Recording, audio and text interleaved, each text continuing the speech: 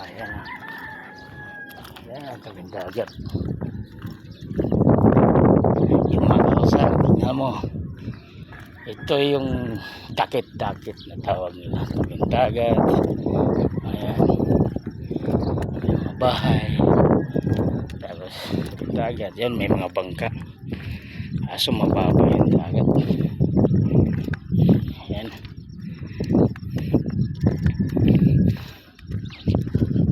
Ayan. Palagat-laga lang tayo pahangin.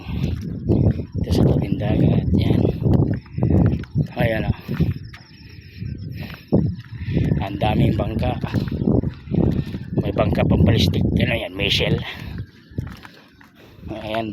Mababa lang yung dagat. Hindi malaki. Ano? Ayan mga kausang.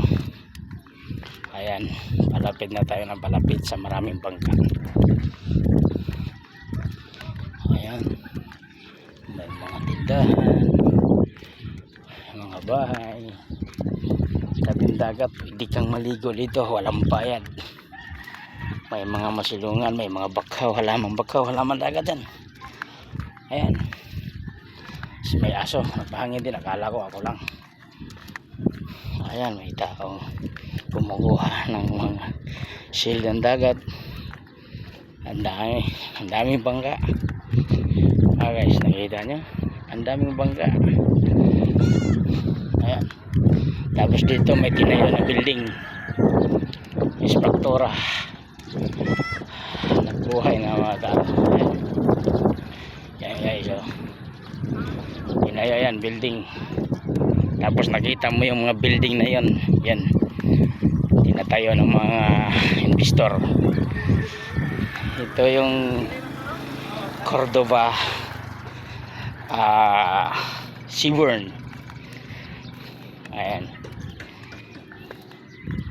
Yan guys, nakita nyo ang lawak ng dagat dito. Tinayo na yung mga building. Ang dami na inspektora. Nag-i-improve na yung Cordova. Ito yung tourist spot na bangka.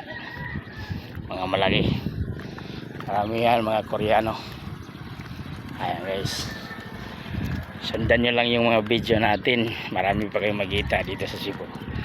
At i-click nyo yung notification bells para mag-subscribe. Para aktibo kayo sa mga video natin. Guys, maraming salamat.